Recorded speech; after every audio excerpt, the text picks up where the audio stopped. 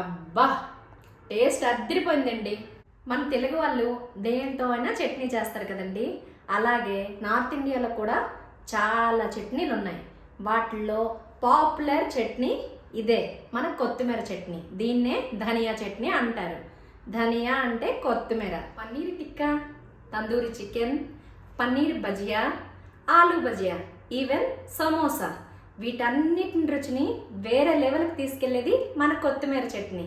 ఈ కొత్తిమీర చట్నీ ఎలా చేసుకోవాలో ఈరోజు మనం చూద్దాం, పదండి. Hi, hello and welcome to hitech Kusuma. North Indian రుచుల్ని మీ అందరికీ తెలుగులో చూపించే హైటెక్ కుసుమ ఛానల్కి స్వాగతం.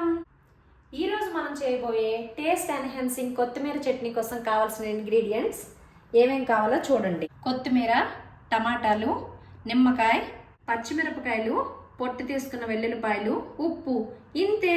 వీటన్నిటితో మన టేస్ట్ ఎన్హాన్సింగ్ కొత్తిమీర చట్నీ ఎలా చేసుకోవాలో చూద్దాం, పదండి.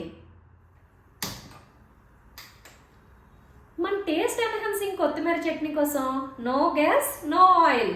నేను మర్చిపోయానండి, ఈ రెండు లేకుండా ఈరోజు మన టేస్ట్ ఎన్హాన్సింగ్ చట్నీ ఎలా చేద్దామో తొందరగా పదండి.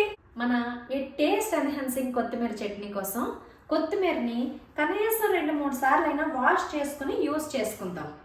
మన టేస్ట్ ఎన్హాన్సింగ్ కొత్తిమీర చట్నీ ఎక్కువ గ్రీనీగా, ఎక్కువ టేస్టీగా ఉంటుంది. మన ఈ కొత్తిమీర చట్నీ కోసం వీటన్నిటిని కట్ చేసుకుందాం.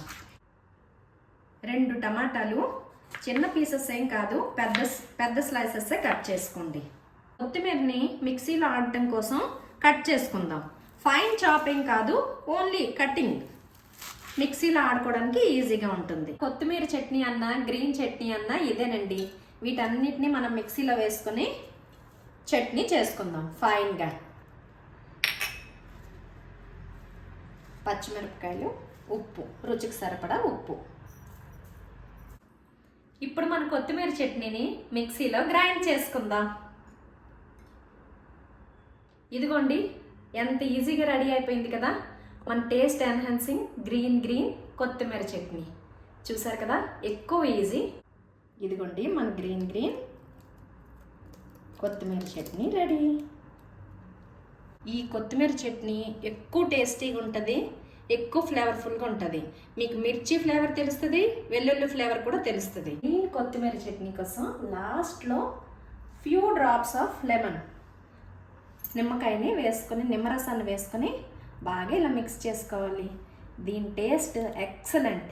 మీరు ఒక్కసారి తిన్నారంటే పదే ఈ ఇన్స్టెంట్ చట్నీ చేసుకుందాం అంటారు. ఓకేనా? నార్త్ ఇండియాలో ఈ చట్నీ వెరీ ఫేమస్.